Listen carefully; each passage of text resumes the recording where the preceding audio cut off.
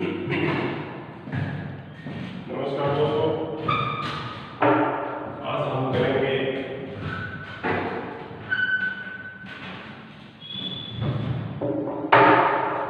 आज का हमारा जो टॉपिक है वो रहेगा भारतीय संविधान के अंदर अनुसूचियों का जो उल्लेख है, उनका अनुसूचियां हैं उनका जिक्र करेंगे हम।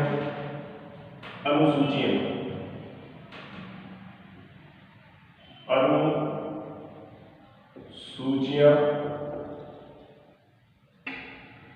इन अनुसूचियों का भारतीय संविधान के अंदर जो उल्लेख किया गया है उनका हम अध्ययन करेंगे। बात करें कि मूल संविधान में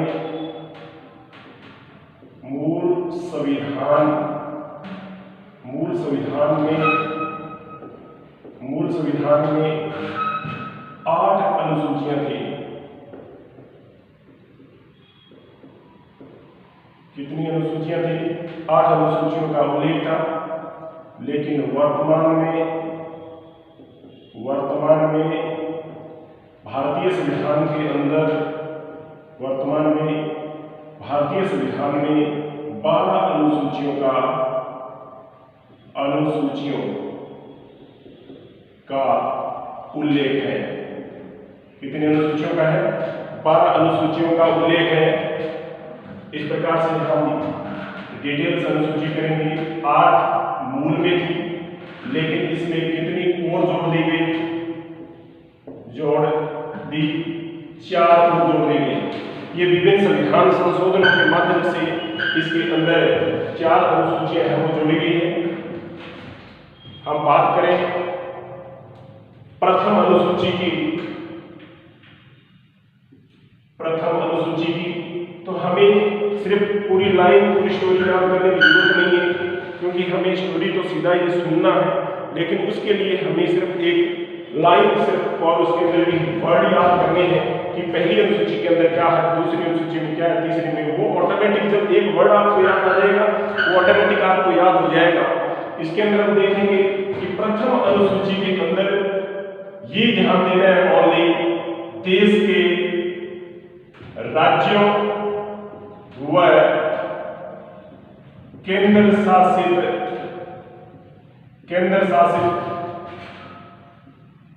प्रदेशों की संख्या व नामों का उल्लेख है।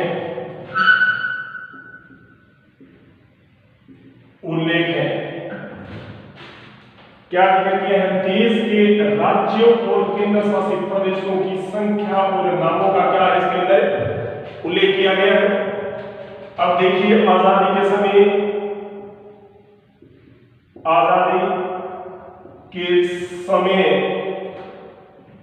14 राज्य, 6 केंद्र शासित प्रदेश। 14 राज्य और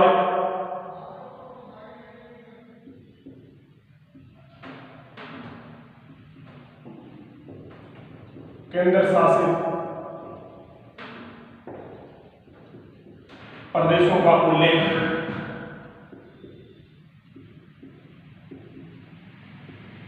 ये किया गया है। बात करें वर्तमान में 28 राज्य, 9 केंद्र शासित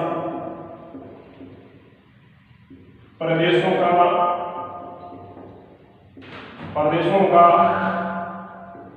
उल्लेख है। तो कहने का मतलब है कि भारतीय संविधान की अनुसूची 1 के अंदर देश के अंदर कितने राज्य और कितने केंद्र शासित प्रदेश होंगे, उनका उल्लेख, उनके नाम का उल्लेख है वो किस अनुसूची में मिलेगा? आपको प्रथम अनुसूची में। इतना ध्यान देना है कि राज्य और केंद्र शासित प्रदेशों की संख्या व नामों का जो उल्लेख होगा वो किस अनुसूची में मिलेगा? प्रथम अनुसूची में मिलेगा। बात करें द्वितीय या दूसरी अनुसूची की बात करें, इस अनुसूची के अंदर प्रमुख संवैधानिक पदाधिकारी, इतना ध्यान दे लेना, प्रमुख संवैधानिक प्रमुख संवैधानिक पदाधिकारियों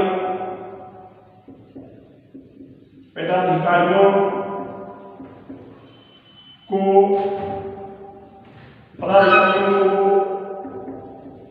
वेतन व भत्तों का उल्लेख प्रमुख संवैधानिक पदाधिकारियों को वेतन और भत्ते, ये शब्द आपको याद रखना है कि प्रमुख संवैधानिक पदाधिकारियों के वेतन और भत्ते हैं, उनका उल्लेख है वो किसमें मिलेगा? द्वितीय अनुसूची में मिलेगा। प्रमुख पदाधिकारी जिक्र करें हम तो राष्ट्रपति, लोकसभा अध्यक्ष, नियंत्रक महालेखा प्रेक्षक, मुख्य न्यायाधीश, अन्य ये जो हमारे प्रमुख पदाधिकारी हैं उनको वेतन और भत्तों का जो उल्लेख किया गया है वो अनुसूची कौन सी में किया गया है? दूसरी अनुसूची में। बात करें तीसरी अनुसूची की बात करें, इस अनुसूची में इसमें शपथ के प्रारूप का उल्लेख है। शपथ के प्रारूप का उल्लेख है। इसमें ये नहीं कहा गया कि कौन किसको शपथ दिलाएगा, कैसे दिलाएगा, कब दिलाएगा, लेकिन इसमें शपथ के प्रारूप का उल्लेख है। वो अनुसूची कौन सी में उल्लेख है? ये देना है शपथ के प्रारूप का उल्लेख है वो भारतीय संविधान की अनुसूची 30 में मिलेगा। बात करें हम चौथी अनुसूची के अंदर राज्यसभा के सीटों का राज्यसभा के लिए सीटों का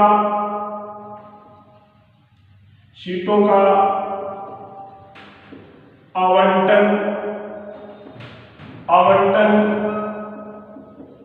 राज्यों व केंद्र शासित प्रदेशों से जनसंख्या के आधार पर ये देखना कि चौथी अनुसूची जो है उसके अंदर राज्यसभा के लिए सीटों का जो आवंटन है वो राज्यों व केंद्र शासित प्रदेशों से जनसंख्या के आधार पर होगा। किस आधार पर होगा? जनसंख्या के आधार पर होगा। बात करें पांचवी अनुसूची की बात करें, इस अनुसूची के अंदर संपूर्ण देश में एससी और एसटी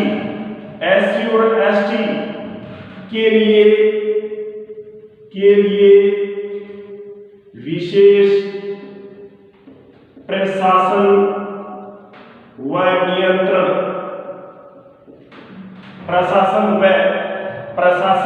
नियंत्रण का प्रबंधन करना। संपूर्ण देश के अंदर किस के लिए? एससी और एसटी के लिए विशेष प्रशासन एवं नियंत्रण, विशेष प्रशासन का प्रबंध करना और नियंत्रण संपूर्ण देश के अंदर एसटी और एससी की बात करें हम अनुसूची छठी अनुसूची के अंदर उल्लेख किया गया है कि देश के प्रमुख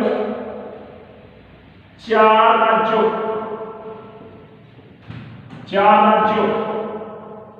में देश के प्रमुख 4 राज्यों में अनुसूचित जनजाति यानी एसटी के लिए अनुसूचित जनजाति के लिए इन 4 राज्यों, नाम बताएंगे कि इन 4 राज्यों में अनुसूचित जनजाति के लिए विशेष प्रशासन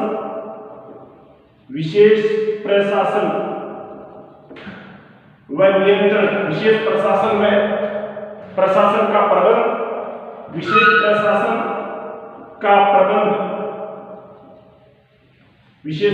का प्रबंध वो देश के प्रमुख 4 राज्य हैं ये 4 राज्य कौन से होंगे? अमी मैत्री, अमी मैत्री। इसके अंदर अ से असम, मी से मिजोरम, मे से मेघालय और त्रि से त्रिपुरा। ये 4 राज्य हैं। इन 4 राज्यों के लिए इन 4 राज्यों के अंदर अनुसूचित जनजाति के लिए विशेष प्रशासन का क्या किया जाएगा?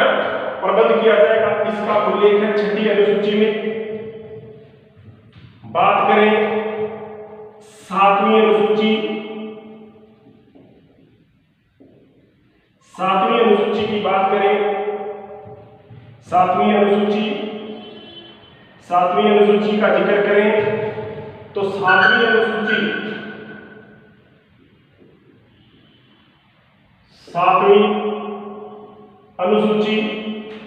इस अनुसूची के अंदर 6 से 7वीं और 6 से शक्तियों का विभाजन या शक्तियों का विभाजन कहें या हम कहें इसके साथ ही इसको शक्तियों का विकेंद्रीकरण कहें, शक्तियों का विकेंद्रीकरण, शक्तियों का विकेंद्रीकरण कहें। इस प्रकार से 7वीं अनुसूची के अंदर शक्तियों का जो विकेंद्रीकरण किया गया है या शक्तियों का विभाजन किया गया है वो 3 सूचियों में किया गया है।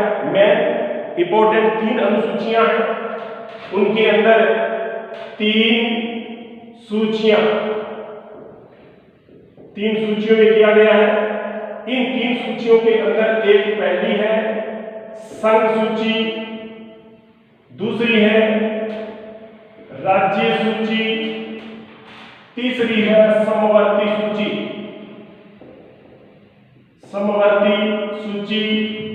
चौथी है अवशिष्ट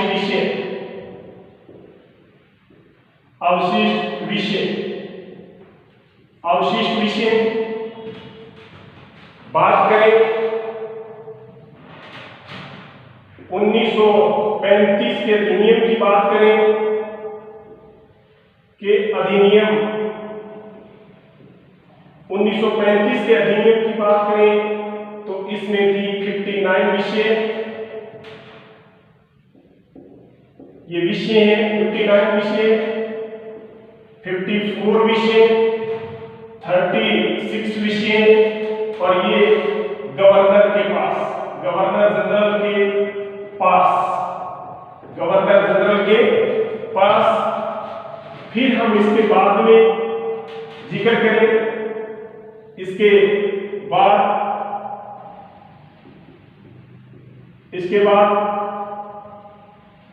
भारतीय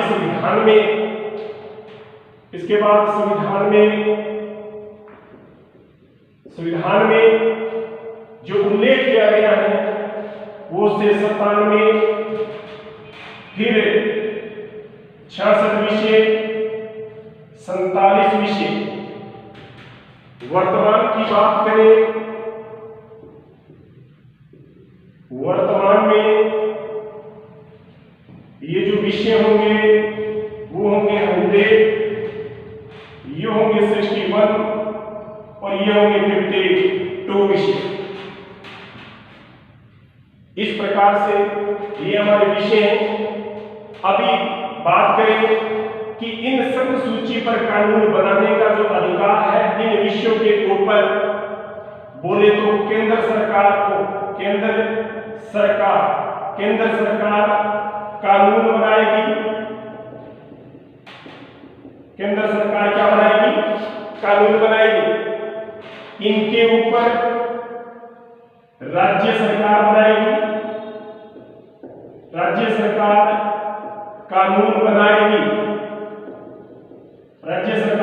बनाएगी, इन विषयों के ऊपर, समवर्ती सूची के विषयों के ऊपर केंद्र सरकार प्लस राज्य सरकार दोनों मिलकर बनाएगी। अब देखिए ये वो विषय हैं, ये सारे वो विषय हैं जिन पर केंद्र सरकार कानून बनाती है, सेंट्रल गवर्नमेंट कानून बनाती है, वो संघ सूची के विषय माने जाते हैं। जैसे रेल विभाग हो गया, डाक विभाग हो गया, सेंट्रल जो डिपार्टमेंट है सारे, इन पे केंद्र सरकार कानून बनाएगी। राज्य सूची के विषय हैं, इनके ऊपर राज्य सरकार कानून बनाएगी। फॉर एग्जाम्पल के तौर पर राज्य की पुलिस है, राज्य की चिकित्सा व्यवस्थाएं हैं, इस प्रकार राज्य के बहुत सारे कार्य हैं जो राज्य सूची के अंतर्गत आते हैं, वो 61 विषय हैं, उन पर कानून बनाने का अधिकार किसका होगा? राज्य का होगा। समवर्ती सूची सामान्य इक्विलिटी है, केंद्र और राज्य दोनों मिलकर क्या बनाएंगे? कानून बनाएंगे। यदि इनके मध्य विवाद हो जाए किसी विषय को लेके, क्या हो जाए? विवाद, इनको लेके किसी विषय में विवाद हो जाए तो ऐसी कंडीशन के अंदर कानून बनाने का अधिकार, विवाद की स्थिति में कानून बनाने का जो अधिकार है, कानून बनाने का अधिकार किसको है? केंद्र सरकार को है, केंद्र सरकार को है। बात करें अवशिष्ट विषय, गवर्नर जनरल के पास, पहले गवर्नर जनरल के पास होते थे, अभी ये अवशिष्ट विषय है वो केंद्र के पास है। किसके पास है? केंद्र सरकार के पास है, केंद्र सरकार के पास है, केंद्र सरकार के पास है। अब ये कौन से विषय हैं? समवर्ती सूची के अंदर आने वाले विषय कौन कौन से हैं?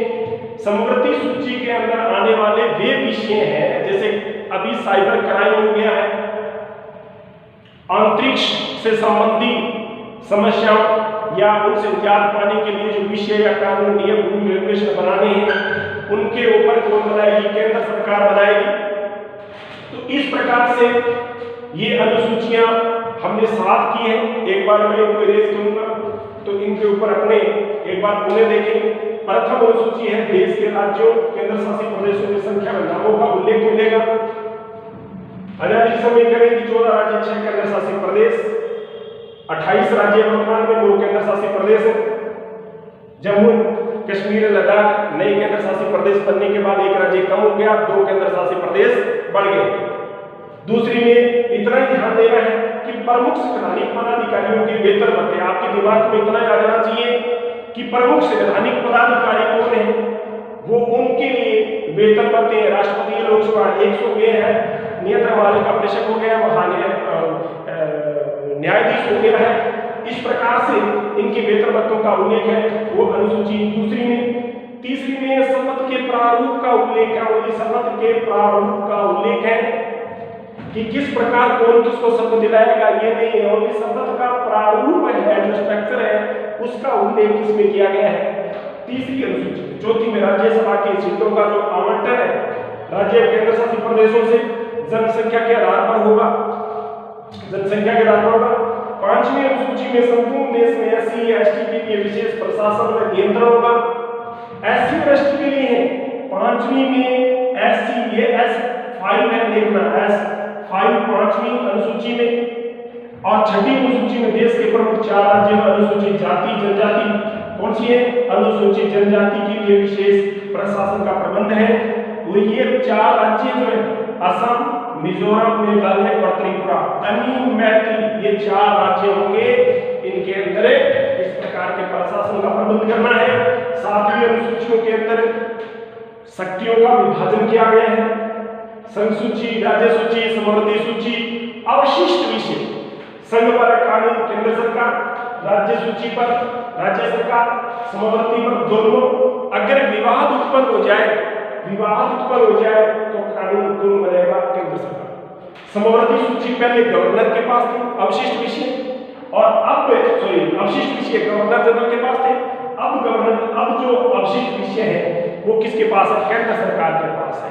साइबर क्राइम हो रहा है, नेट के माध्यम से, इंटरनेट ये तक व्यवस्थाएं हैं, उनके माध्यम से क्राइम हो रही है, तो इनके ऊपर रोक लगाने का या कानून बनाने का जो अधिकार है वो किसके पास है? अब कर रहे हैं 8वीं अनुसूची।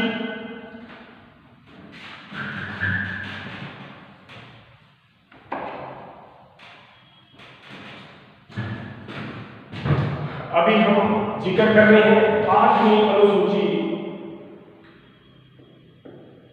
इस 8वीं अनुसूची के अंदर राष्ट्रीय भाषा,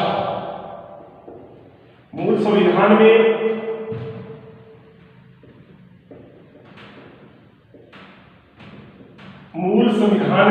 कितनी भाषाओं को? 14। ये 14 भाषाएं हैं। इन 14 भाषाओं से संबंधित कई बार क्वेश्चन पूछ लिया जाता है। ये 14 भाषाएं भी अपने को डिटेल से याद होनी चाहिए। इसके बाद जो भाषाएं जुड़ी है, वर्तमान में 22 भाषाएं हैं। राष्ट्रीय भाषाएं कितनी हैं? 22 भाषाएं हैं। वर्तमान में 22 भाषाएं। वर्तमान में कितनी? 22 भाषाएं हैं। 14 भाषाएं मूल संविधान में, लेकिन वर्तमान में कितनी है? 22। तो हमने कितनी भाषाएं और जोड़नी है इसके अंदर? 8 भाषाओं का उल्लेख करना है। तो हम इन 14 भाषाओं का जिक्र करें। ये 14 भाषाएं कौन सी है?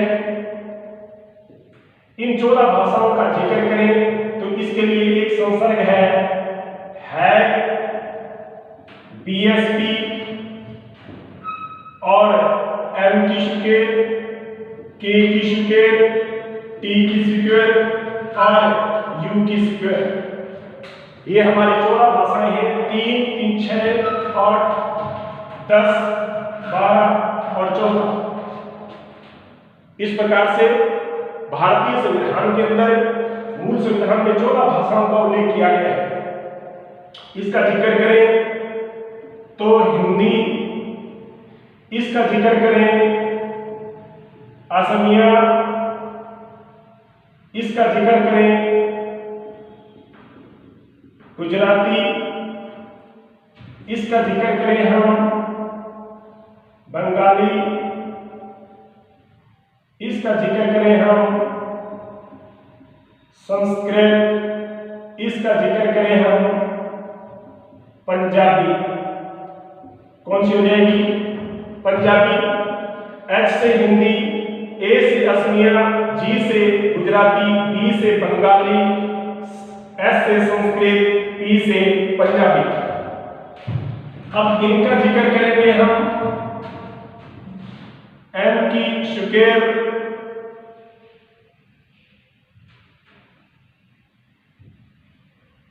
के की स्क्वायर, टी की स्क्वायर और यू की स्क्वायर। एम की मलयालम,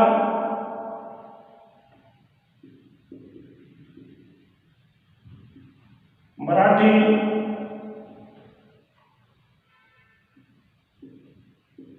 कन्नड़, कश्मीरी, तेलुगु, तमिल, उर्दू, उड़िया। देखिए 1, 2, 3, 4, 5, 6, 7, 8, 9, 10, 11, 12, 13, 14। ये 14 भाषाएं हैं। ये 14 भाषाएं हैं। इन 14 भाषाओं का क्या किया गया है? जिक्र किया गया भारतीय संविधान के अंदर। इस प्रकार से 15वीं भाषा सिंधी जोड़ी गई। 21वें संविधान संशोधन 1967 में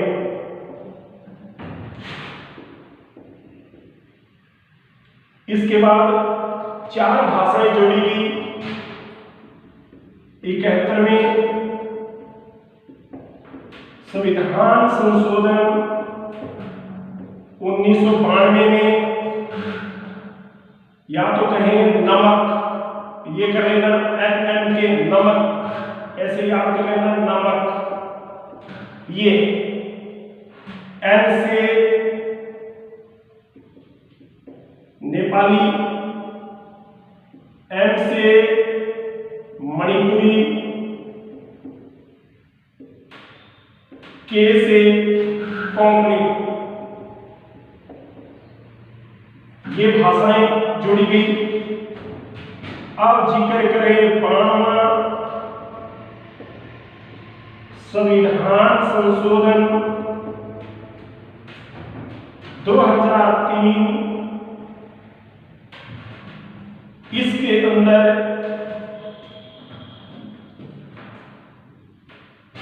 अंदर चार भाषाएं जोड़ेगी। बोडोमैस,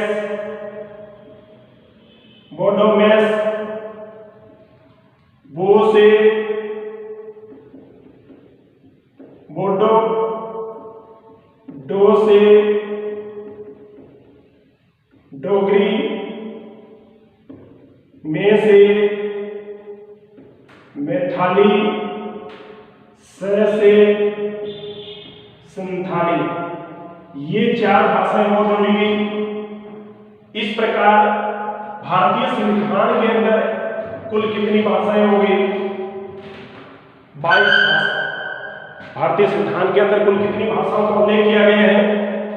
वर्तमान में 22। मूल संविधान की बात करें तो कितनी? 14 भाषाएं। 14 भाषाओं का जिक्र ये कर दिया यहाँ 3, और ये कितने कर दिए? ये हो गए। तो इस प्रकार से भारतीय संविधान के भारतीय संविधान की अनुसूची 8 के अंदर कुल कितनी भाषाओं का जो उल्लेख है वो किया गया था? 14, लेकिन वर्तमान में है 22। अब बात करें, ये तो थी 8 अनुसूचियां मूल संविधान में। अब करें 9वीं, यह प्रथम संविधान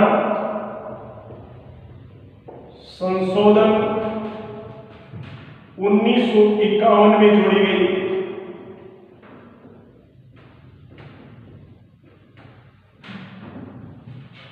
इसका जो विषय था वो था भूमि सुधार और संपत्ति अधिग्रहण।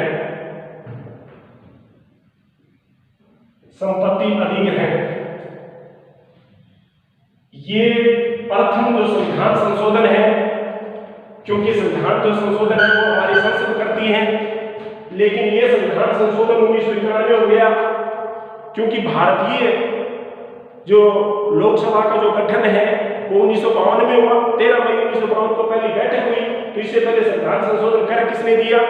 ये संविधान संशोधन हमारी यह संविधान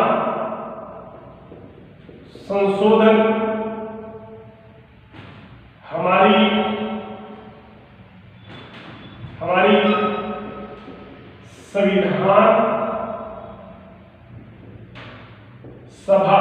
संविधान सभा ने किया था, क्योंकि संविधान सभा दो कार्य करती थी। अगर संविधान निर्माण की बात आती, संविधान निर्माण का कार्य करती, तब अध्यक्ष डॉक्टर राजेंद्र प्रसाद थे। संसद के रूप में कार्य करे, संसद के रूप में अगर कार्य करे वो, तो उस समय अध्यक्ष जीवी मावलकर, गणेश वासुदेव मावलकर जी थे। इसलिए जो प्रथम जो संविधान संशोधन किया था वो इस संसद के यानी इसने किया था पहला संविधान संशोधन। इसके अंदर भूमि सुधार और संपत्ति अधिग्रहण था। ये 1973 से पहले वाद योग्य नहीं थी क्योंकि जो विषय संसद के बहुमत से जो विषय इसके अंदर डाल दिया जाता था उसके अंदर कोई वाद विवाद नहीं होता था, इसलिए 9वीं अनुसूची जोड़ी गई थी। प्रथम संविधान संशोधन करके जोड़ा गया था। संपत्ति अधिग्रहण संबंधी भी इसके अंदर के विषय, इस प्रकार से 9वीं अनुसूची जोड़ी गई। बात करें 10वीं अनुसूची, 10वीं द से 10वीं और द से दल बदल। बात करें दल बदल की, ये दल बदल 52वें संविधान संशोधन 1985 में किया गया।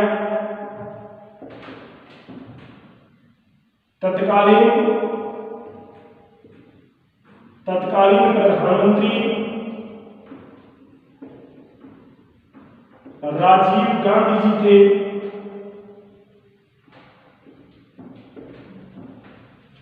क्योंकि ये दल बदल संबंधी ये प्रावधान क्यों करना पड़ा, ये सूची क्यों जोड़नी पड़ी? क्योंकि बहुत सारे हमारे जो कैंडिडेट हैं, राजनीतिज्ञ हैं, वो किसी पार्टी के बैनर के नीचे अपना चुनाव जीत के दूसरी पार्टी के अंदर शामिल हो जाते थे। इसलिए इस दल बदल संबंधी समस्या का समाधान करने के लिए तत्कालीन प्रधानमंत्री राजीव गांधी जी ने 52वां संविधान संशोधन 1985 में करके इस दल बदल संबंधी समस्या का निदान करने के लिए इस पर कुछ रोक लगाई गई। 51वां संविधान संशोधन भी किया गया है। 91वें संविधान संशोधन के माध्यम से भी इस दल बदल संबंधी समस्या को और यात्रा संबंधी दल बदलने की जो प्रक्रिया है इसको रोकने के लिए, इसको और कठोर बनाने के लिए कुछ प्रावधान जोड़े गए हैं। तो आपको इतना ही ध्यान देना है कि दल बदल संबंधी प्रावधान है वो 10वीं अनुसूची के अंदर है। बात करें 11वीं अनुसूची, 11वीं अनुसूची की बात करें, इस अनुसूची के अंदर ये अनुसूची 73वां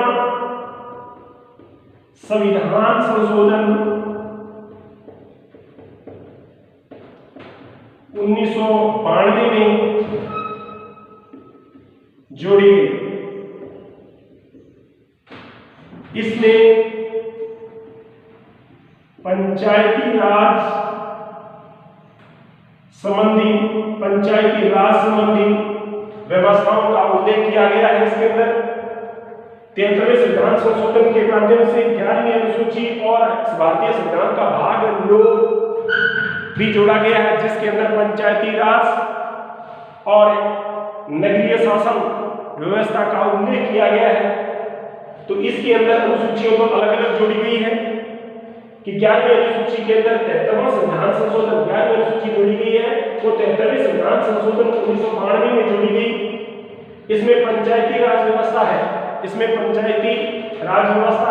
या स्थानीय स्वशासन की बात करें उसका उल्लेख इसके अंदर मिलता है। इसके अंदर इसको 29 कार्यों का उल्लेख है, या 29 कार्यों का उल्लेख है, 29 कार्यों का उल्लेख है।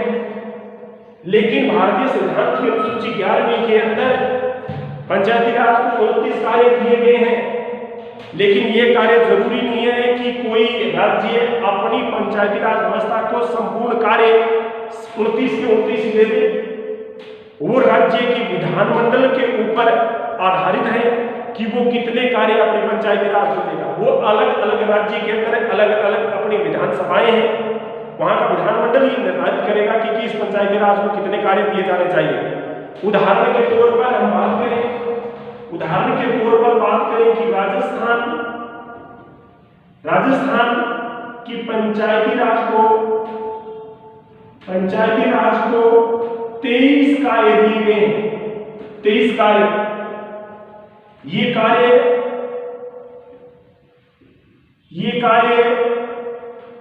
राज्य के विधानमंडल के अनुसार, विधानमंडल की सिफारिश के आधार पर या विधानमंडल के द्वारा दिए जाते हैं। तो ये क्वेश्चन की गलत मत कर देना, कहीं ये आ जाए कि राजस्थान में पंचायती राज के विषय कितने हैं या कितने दिए गए हैं, क्योंकि हम 29 को रट्टा लगाते हैं। वर्तमान में 29 उल्लेख है 11वीं अनुसूची में, लेकिन दिए राजस्थान में नहीं गए। प्रत्येक राज्य अपनी इच्छा अनुसार राज्य की विधानमंडल फिक्स करेगी कि पंचायती राज को कितने विषय दिए जाने चाहिए। इस प्रकार ये 11वीं अनुसूची है।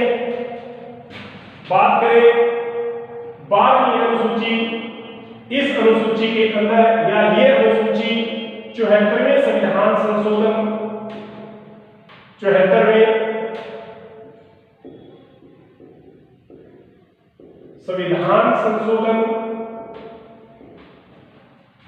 संविधान संशोधन के द्वारा जोड़ी गई, 74वें संविधान संशोधन के द्वारा जोड़ी गई। इस अनुसूची में नगरीय स्वशासन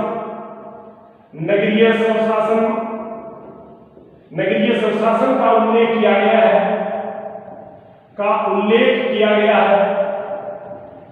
है।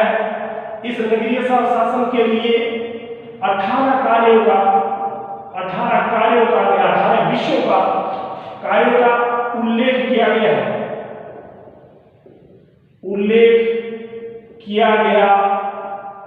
है। इस नगरीय शासन के अंदर इसमें नगर पालिका, नगर परिषद, नगर निगम आए। ये नगर पालिका, नगर परिषद और नगर निगम आते हैं। इस प्रकार से इन्होंने 74वें संविधान संशोधन के द्वारा 12वीं अनुसूची को जोड़ा गया।